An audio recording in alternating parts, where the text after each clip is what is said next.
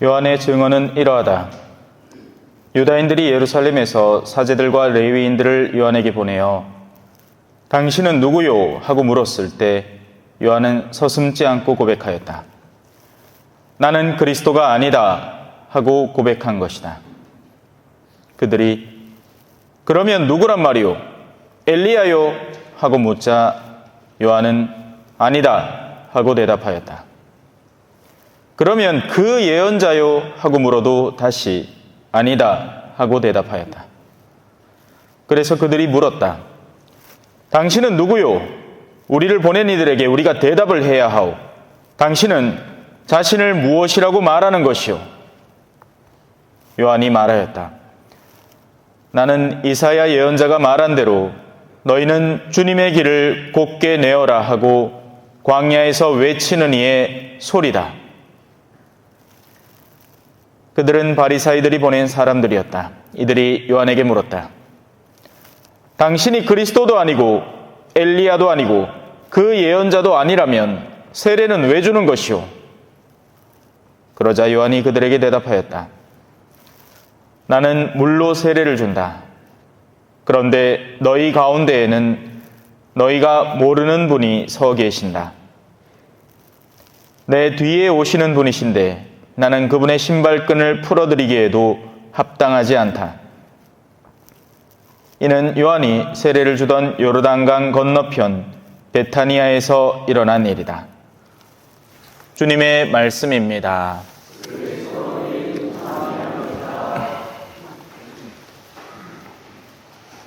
참 예수님,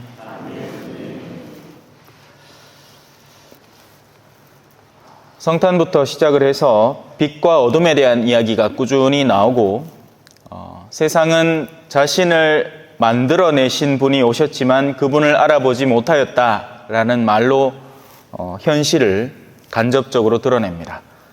그리고 그 상대적인 반응들은 이런 요한의 증언에서도 드러나고 질문하는 이와 요한의 답변은 마치 서로 다른 방향을 두고 이야기하는 것처럼 뭔가 아구가 맞지 않습니다. 요한은 진리 편에 서서 진리를 이야기하고 자신이 솔직하게 알고 있는 자신의 내면을 이야기하는 한편 이들은 자기들이 지금 자기들의 생각에서 나온 질문도 아니죠. 보냄받아서 질문받은 음흉함을 갖고 있고 어둠을 가지고 있고 탐욕과 이기심에 물들어 있는 사람들의 질문입니다. 그래서 질문하는 것과 답변하는 것이 맞닥뜨려지지 않는 겁니다. 진실한 사람은 첫 마디를 듣고 아 그래요? 끝 될 건데 성경에 이렇게 얘기하죠. 예할 것은 예하고 아니요할 것은 아니요해라. 그 밖의 것들은 모두 악에서 나오는 것이다. 그런데 우리는 지금 그 사이에서 방황하고 있는 겁니다. 하지만 오늘 이 강론을 통해서 과연 우리가 어떤 영역에 발을 딛고 서 있는지 한번 식별해 보시기를 부탁드리겠습니다. 오늘 강론의 제목은 일독서에 나오는 요한의 첫 번째 서간 2장 22절 아버지와 아드님을 부인하는 자가 곧 그리스도의 적입니다 라는 구절에 대한 해설입니다. 우리는 이 그리스도의 적을 신앙생활을 조금 해보신 분들이라면 한두 번쯤은 들었을 것이고 또 오맨이라는 영화 알죠? 그런 영화를 본다든지 무슨 엑소시스트를 본다든지 하면 거기에서 이제 그리스도의 적이 어떻게 드러나는가 하는 모습을 간접적으로 볼 수 있습니다. 근데 영화죠. 영화는 영화입니다. 소설은 소설이고요. 실제는 전혀 다릅니다.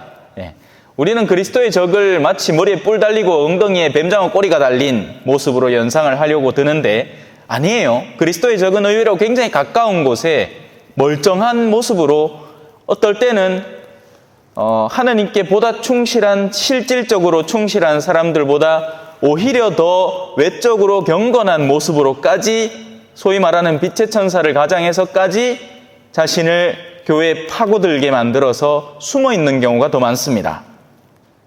그래서 오늘 이 내용들을 잘 들으시고 식별해 보시기 바랍니다. 하나님을 믿는 이들에게는 하나님을 믿지 않는 이들이 좀처럼 이해가 되지 않습니다. 솔직히. 이건 마치 어떻게 표현하면 좋을까요? 할아버지가 온탕에 들어가면 온탕이 또 시원하다 하지요. 그래가 손주가 온탕 들어간 거 보고 아이고 저 물이 좀 미지근한갑다 들어갔다가 막 뜨거! 하고는 어이씨 할배 내한테 구라쳤다 하면서 그죠? 손주의 감각기관으로는 그 따뜻한 온수 40도가에 가까운 근접하는 온수에 들어가서 그걸 누리고 만끽한다는 것이 어떤 감각인지 절대 이해 못하는 겁니다. 하지만 동년배 할아버지라면 아이고 그래 김영감 들어가기 좋나? 그래 좀만 기다려 나도 들어갈게 하고 같이 옆에 들어갔고 아이고야 시원하네 갈 거 아닙니까? 그죠? 왜? 둘이는 알거든. 이게 좋은 줄 안단 말입니다. 마치 외국 사람에게 매콤한 된장찌개를 하나 끓여다 주면 이걸 무슨 맛으로 먹노 하고 화들짝 놀라겠죠. 하지만 우리나라 사람이라면 모두 그 맛을 아는 겁니다. 입에 침이 쫙 고이잖아요. 그죠? 에? 아까도 요구르트 사러 하나로마트 갔다가 육개장, 군대에서 먹던 육개장을 팔더라고요. 그래가 그거 하나 덜렁 사들고 왔습니다. 무 볼랐고. 그 맛을 알잖아. 겪어본 사람은. 그죠? 신병훈련 때 추워가 죽겠는데 그 와중에 그래도 간식거리라고 육개장을 뜨신 물에 탁 해가 한 그릇 무마. 그건 참 그 맛을 왜 있습니까? 그죠? 내만 아는 건 뭐. 전부 다 옛날 시대 군대라 갖고 뭐 그때는 라면도 보급품도 뭐 시레이션 이런 거 주고 안 그랬겠어요. 그죠? 예, 죄송합니다. 자, 여튼 믿는 이들은 믿지 않는 이들을 이해 못합니다. 어떻게 믿지 않을 수가 있지? 하느님이 계신다는 것은 너무나 그냥 자연스러운 받아들임이 아닌가? 근데 이건 역으로도 마찬가지예요. 믿지 않는 이들은 믿는 이들을 도무지 이해를 못합니다. 왜 저렇게 멍청하게 살지?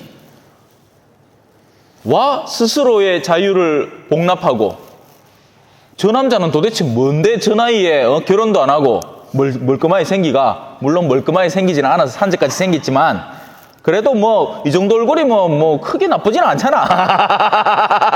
그죠? 그래도 뭐 고등학생 때는 그나마 좀 인물이 괜찮았었어. 예. 얼굴이 자꾸 엉망이 돼가 그렇지. 왜 저렇게 사냐는 거죠. 신앙이라는 것이 뭐길래 그 신앙이라는 것을 근간으로 삼아서 사냐 이 말입니다. 둘이는 서로 다른 영역, 마치 물과 기름처럼 다른 영역에 귀속되어 있는 사람들이에요. 하지만 여기서 복잡성이 드러나죠. 제가 아까 넌지시 얘기했듯이 이 둘은 얼마든지 한 자리에 있을 수 있습니다.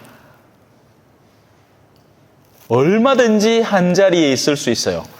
그리고 비슷해 보이는 활동을 같이 할 수도 있습니다. 미사를 같이 드릴 수도 있고 판공도 같이 볼 수도 있고 판공을 같이 본다는 건 아니지만 그 두 사람 모두 다 판공을 볼 수도 있고 뭐 그 밖에 여러 가지 거룩하다는 뭐 레지오도 같이 할 수 있고 뭐 다 할 수 있어요. 전혀 문제가 되지 않습니다. 그 활동들을 하는 것은 전혀 문제가 되지 않아요. 얼마든지 할 수 있단 말입니다. 하지만 그들의 내면에서 거두어가는 것은 완전히 딴판입니다. 하느님을 믿는 이들은 하느님을 믿는 신앙 안에서 연계된 것들을 미사 안에서도 얻어가고 성사 안에서도 얻어가고 신심활동을 하면서도 얻어갑니다. 그들은 나날이 그런 은총의 이 작은 방울들을 모아서 자신의 신앙에 더해가면서 자신의 내면의 신앙을 점점 더 키워나가는 거죠. 역시 맞구나. 내가 믿음이 약하지만 믿음을 갖고는 있었는데 덜 배웠을 때는 뭐 성인도 모르고 뭐 하느님도 잘은 모르고 하는데 배우면 배울수록 역시 내가 믿던 게 맞구나. 그래 세상 것들은 헛되고 다 부질없지. 하나님께 모든 걸 헌신하는 것이 참된 삶의 진리지. 더 신앙을 키워나갑니다. 이게 하느님 안에 귀속된 이들의 특징이에요. 그래서 그들은 자신들의 신앙을 좀 더 넓혀줄 수 있는 것에 목말라하고 그런 것들을 절대로 놓치지 않습니다. 오히려 그런 기회들을 더 거머쥐고 더 달려가는 거죠. 그게 하느님을 사랑하는 이들의 특징입니다. 그럼 반대는 어떨까요? 반대는 그 모든 요소들에서 자기가 욕구하는 바가 있고 그 욕구하는 바를 얻어갑니다. 미사를 드리는 것도 순수 신앙과 전혀 상관없이 미사를 드릴 수 있습니다. 미사를 꾸준히 드림으로써 주변 사람들의 이 평판을 얻을 수 있죠. 아, 저 사람 열심한 사람이다. 근데 속내는 달라요. 미사에 안 오고 싶어, 솔직히. 미사를 사랑하지도 않아. 예수님하고 전혀 상관없어, 나는, 내 삶은. 근데 그렇게 꾸준히 나오면 사람들이 좋다 해주니, 착하다 해주니, 그게 마음속에 좋은 겁니다. 판공성사 왜 볼까요, 그런 사람들? 이 표를 어떻게든 처리를 해야 내가 교적에 빨간 줄이 안 끄인단 말이라. 그래서 성사 볼 마음 1도 없는데, 얼마 전에 그런 분이 한 분 들어왔어요. 마음이 1도 없어요. 성사를 보는다는 의미 하나가 하나도 준비 안 돼 있어. 그럼 뭐 하러 왔어?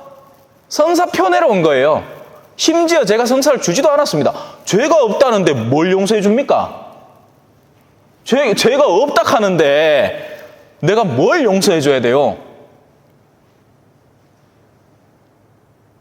변소에 들어가고 오줌 안 싸겠다는데 그럼 뭐 하겠습니까? 나가시면 됩니다. 여기는 화장실이고 화장실은 화장을 고치든지 손을 씻든지 오줌을 싸든지 큰 거를 보든지 하는 곳입니다. 근데 그와 연계된 아무것도 할 의지가 없으시거들랑 나가시면 됩니다. 근데 나가는데 소리가 들리죠? 뭐? 짜가락 합니다.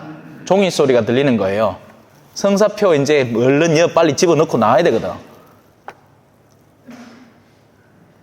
이 사람은 성사적 행위를 하나도 한 게 아닙니다.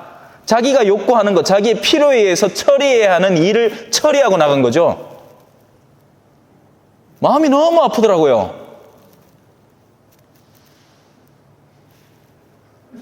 얼마나 마음이 없으면 이 가장 거룩하고 고귀한 은총의 순간을 이렇게 낭비하고 가버릴까? 아마 자신의 죽음의 순간을 앞에 두고 엄청 후회할 겁니다.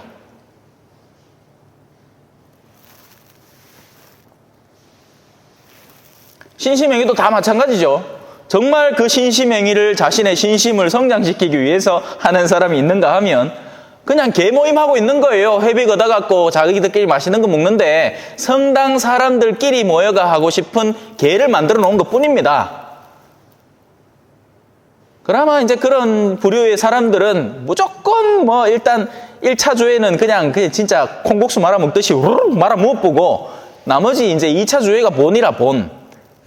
자매님들 같은 경우에는 카페 모지 갖고 이제 수다 떠는 게 이제 본질이고 나머지는 다 그냥 지나가. 심지어는 미사가 뻔히 있는데도 미사를 안 나오고 자기들끼리 그 미사 시간에 주회를 하고 2차를 갑니다. 이거 뭐 하자는 짓거리입니까 이게? 성모님은 자신의 아들을 열렬히 사랑해서 그 군대를 만들고 조직하려고 했는데 이 군인들이 나라를 지켜야 하는 군인들이 총도 관리를 안 하고 개판 5분절을 지켜놓고 자기들끼리 PX가 갖고 과자나 먹고 앉았으면 말이 안 되는 것처럼 이 성모님의 군대가 당신이 정말 사랑하는 아들의 고귀하고 거룩한 성사적 행위를 방치하고 내팽개치고 자기들끼리 레지오 한다고. 레지오는 또 얼마나 철두철미하게 하는가 몰라. 내 참 어처구니가 없습니다. 그런 거 보면. 본질이 어디 있는지를 전혀 이해하지 못하고 세속성에 그대로 사로잡혀서 인간적인 만남에만 치중하고 있는 사람들인 거죠. 진정하랍니다, 하나님이. 자, 그래서 좀 더 파고들어 봅시다. 자,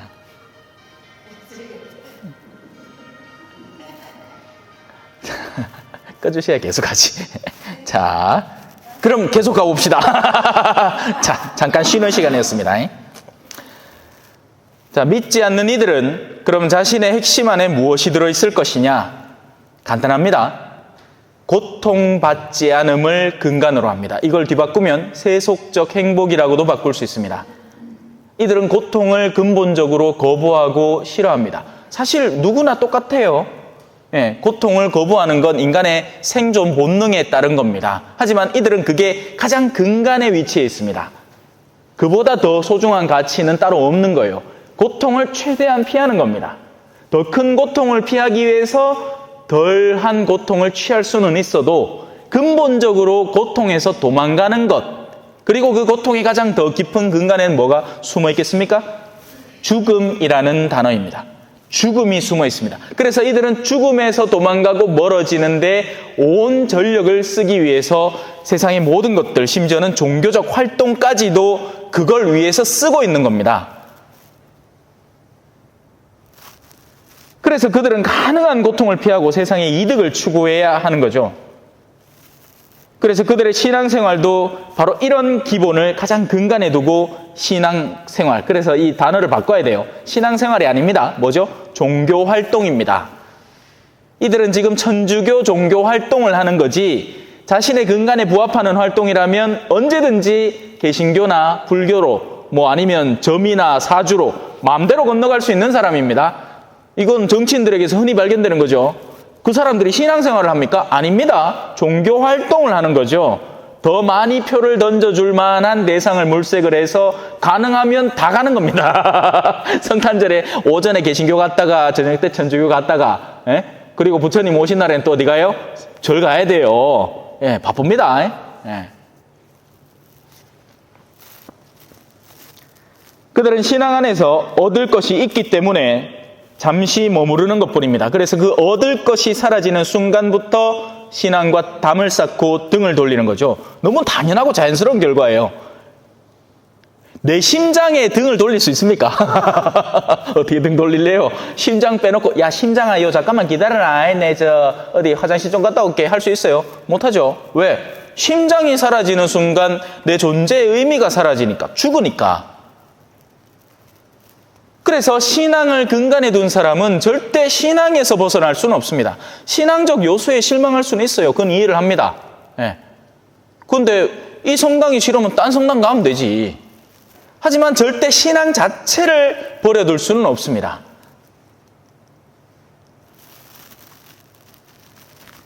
자, 그래서 이런 부류들은 시련이나 고통이 다가오면 물러서고 신앙을 외면해버리게 되는 거죠. 우리는 그들을 잃었다라고 착각할 수 있지만 이런 게 아닙니다. 원래부터 내재하던 그들의 존재의 본성이 드러났다, 이뿐입니다. 사실 원래 그들이 속으로부터 갈망하고 갈증하던 것, 그게 본색을 드러낸 거죠. 자, 이제 반대편은 어떨까요? 자, 그러면 이제 믿는 이들을 좀 살펴봅시다. 이들은 도대체 뭐하는 인간들인가? 믿는 사람들은 주님에 대한 끌림과 주님에 대한 가장 기본적인 신앙, 하느님이 그래도 계시지 않나, 이걸 근간으로 합니다. 여기에서 벗어날 수가 없어요. 이 사람들은 이 가장 존재의 근간에 깔려있는, 내가 뭔 짓거리를 하더라도 하느님이 계시지 않나, 그분이 우리를 지켜보고 계시지 않나, 이걸 근간으로 합니다. 이해되시죠? 여기는 이해될 분들이 있어요. 그래서 그분의 뜻과, 그러면 그분이 가장 소중하다 하시는 것들이 가치를 가지는 겁니다. 그 가운데 어떤 뭐겠어요? 예수 그리스도죠. 하느님이 가장 소중히 여기는 존재, 예수 그리스도. 그로 인해서 그분과 연계된 모든 활동들이 의미를 가지고 나에게 소중한 것이 되는 겁니다. 그 가운데 하나가 뭡니까? 미사인 거죠. 예수님의 몸과 피를 주겠대. 그러면 얼른 가서 받아 모셔야죠. 어서 가 경배하세, 어서 가 경배하세. 목동들은 자기 양들을 다 내버려 두고 달려간 겁니다. 아기 예수님 보려고. 천사가 와갖고 왕이 탄생했다는데 가봐야지. 하지만 다른 이들은 왕궁에 떡 앉아가, 당신들이 혹시나 그 임금을 보거들라 내한테 알려주소. 그러면 내도 가서 경배를 하지요. 캐놓고는 뭐 했죠? 나중에 2살 이하의 사내아이들을 모조리 죽여버리는 계략을 짜고 음모를 꾸미고 살인 행위를 했죠. 이 차이가 극명한 겁니다. 목동들은 달려가요. 삼왕은 달려갑니다. 왕을 보려고. 그 먼 데서도 마다 않고 임금을 보기 위해서 달려갑니다. 하지만 자기가 세상의 임금이라고 착각하고 있는 그 세상의 왕은 죽이려고 하죠. 겉으로는 경배하는 척을 하면서. 이 부분이 참 교묘한 거죠. 자, 그래서 믿는 이들은 자신들이 가장 근간에 하느님의 뜻이 있기 때문에 그 하느님의 뜻 안에서 예수님이 주어지셨고 그 예수님이 어디에 매달렸다?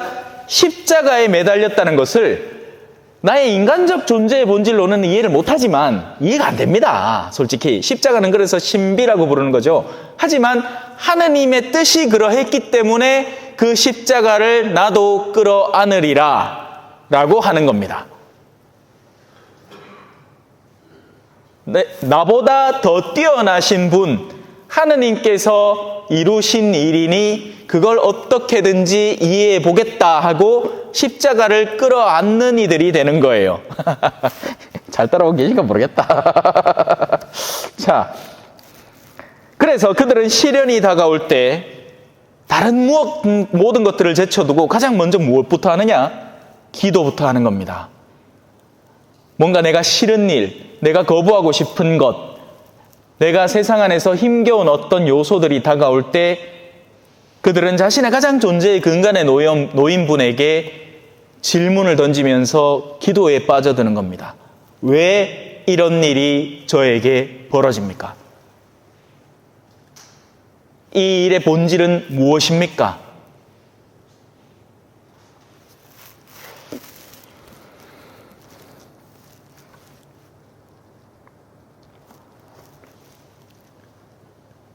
그 안에 담겨있을 하느님의 뜻을 이해하고 시련을 감내하고 이겨낼 수 있기를 간절히 기도하는 겁니다. 예수님이 지고 가신 십자가 나도 따라 쥐겠습니다. 임쓰신 가시관 나도 쓰고 살겠습니다. 그러나 그 모든 것 앞에 하느님 아버지의 뜻이 이루어지기를 바랍니다. 하느님을 두고 있기 때문에 인간 존재의 본질을 이해하죠. 우리는 뭐예요? 흙에서 왔으니 흙으로 돌아가는 존재인 겁니다. 그래서 우리의 이 허황된 생각들 속에서 오고 가는 수많은 생각의 이 자투리들이 얼마나 보잘것없는지 우리는 이해해서, 그래서 이 사람들의 특징은 뭐다? 겸손합니다. 겸손하고 순명해요. 뭐에? 아무 때나 순명하라는 게 아니에요. 아버지의 뜻에 순종하고 순명합니다. 그래서 때로 다가오는, 자, 그렇게 살다 보면 어떻겠어요? 죽음의 시련까지도 다가올 수 있습니다. 이게 순교자들이죠. 얼마 전에 또 일본에 대한 이야기를 들었는데, 일본에는 옛날에 그리스도교가 어마어마했습니다, 여러분. 지금 신사가 많고 그래서 그렇지 250년을 250년을 박해를 받아왔어요. 이거 어마어마한 기간입니다. 그래서 가쿠리 크리스탄인가? 그러니까 하도 박해를 하니까 온 천지 지하에 숨어 들어가지고 숨어 사는 거예요, 그리스도인들이. 예. 막 예수님 얼굴 그림 성화를 갖다 놓고 네가 신자 아니라면 밟아라. 그래가 못 밟으면 이제 갖다 죽이는 거죠. 일본 사람들이 또 얼마나 잔인합니까, 그죠? 죽이는 방법도 여러 가지였어. 저 운제는 온천이라 하는 데는 그 밑에서 뜨거운 열기, 옛날 일본에 온천이 많지 않습니까? 그 뜨거운 열기가 나오는데 그 사람 묶어 놔둔다. 그러면 그때부터 타들어가는 거예요. 죽을 때까지. 또 썰물 때 사람을 바닷가에 묶어 놓습니다. 그러면 밀물이 다가오면서 서서히 막 파도가 철벅 치면 물이 이제 숨을 점점 못 쉬다가 결국에는 이 선을 넘어버리면 죽어버리는 거죠. 무슨 이유로? 믿는다는 이유 하나 때문에. 뭐 멀리 일본 볼 거 뭐 있습니까? 뭐 우리나라는 예외가. 예? 우리나라의 초대 공동체의 신앙인들이 왜 그렇게 숫과 온기를 굽고 살았느냐? 그것 말고는 다르게 생계를 유지할 수단이 없었기 때문에 그렇습니다. 산속으로 숨어 들어가서 그럼 거기서 뭘 할 것인가? 숯 굽고 온기 구워서 사람들에게 판매하는 거죠. 지고 나와서 그 먼 산길을 걸어 내려와서 제품성이 살아있으니까. 다른 것들은 음식을 예를 들어서 어디서 만들었다, 지고 내려오다 썰 거 아닙니까? 그런데 옹기나 숯은 그 형태를 고스란히 유지하고 얼마든지 오랫동안 있을 수 있으니까 머나먼 산길을 내려와서 그만한 이득을 얻어서 다시 가서 또 살 길을 찾고, 그러다가 보니 천주교 신자들이 그거 하고 있는 거죠.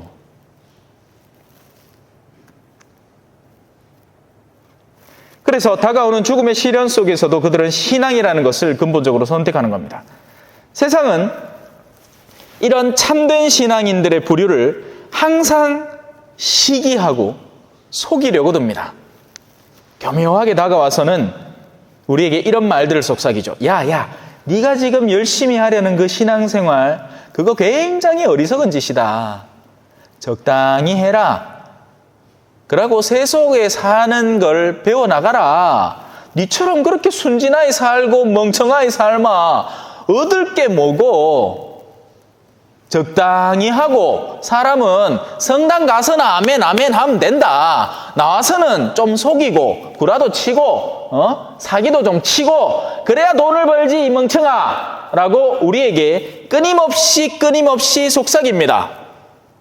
야, 마신부야, 니도 이제 40 중반쯤 됐고 누가 뭐 골프 친다고 뭐라 안 한다. 갖고 돈 있는 신자들 좀 사이 갖고 좀 재밌게 놀고 술도 좀 좋은 걸로 골라 마시고 이 안주도 좀 좋은 거 많이 먹고, 그러고 기본 네 생활 자체 네 집 뭐 하는 기고 혼자 네 안에서 밥하고 빨래하고 청소하고 네 그래서 뭐하러 사노? 그러지 말고 얼른 저 교구청 뛰어가갖고 나 좋은 자리 좀 맡아주소 부탁도 좀 하고 그래라. 네 지금 사는 기가 뭐 하는 기고. 예전에는 선교직에서 그 고생을 하디만 이제 한국 나와서도 그래 살락하나. 상관없어요. 끊임없이 우리에게 속삭여대는 겁니다. 멍청하게 살지 말라고. 네가 사는 신앙의 본질적 삶의 형태는 멍청한 거니까 그렇게 살지 말라 이 말입니다. 그게 누구예요? 그리스도의 적입니다. 자기 배를 섬기는 자들, 그리스도의 순환의 가치를 묵과하는 자들, 십자가의 가치를 폄하하는 이들, 그들에게는 그 어떤 상은커녕 벌이 기다리고 있겠죠. 왜? 우리 가운데 가장 보잘것없는 이 하나에게 해준 것이 엉망이었고 나를 믿고 따르는 이를 속이려 들고 그들을 타락시키려고 했으니 목에 연자매를 메고 바다에 빠져도 시원치 않은 이들입니다.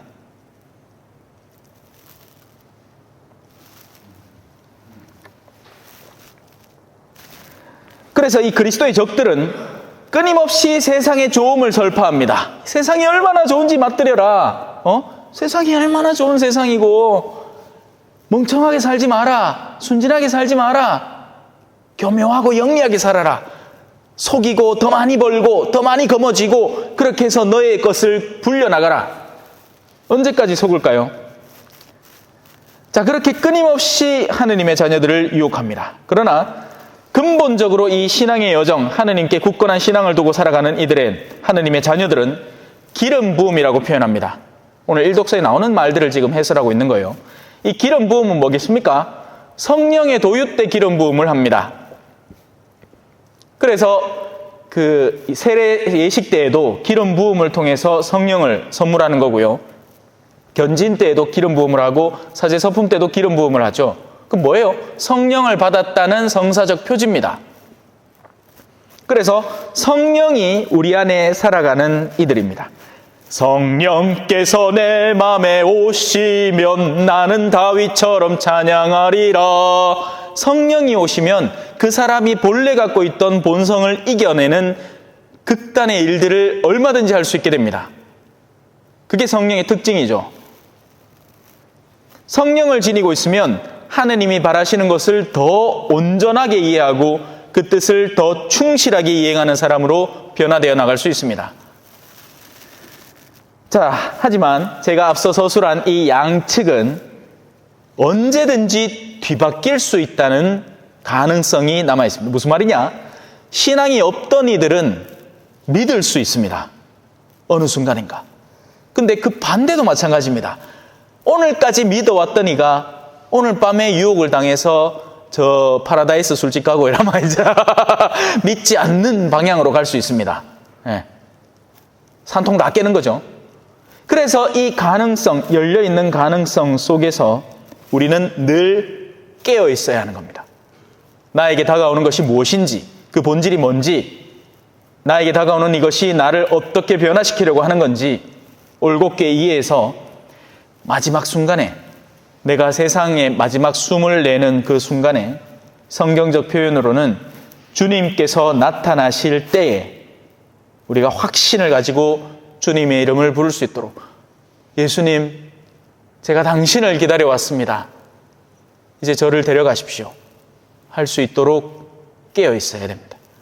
아멘.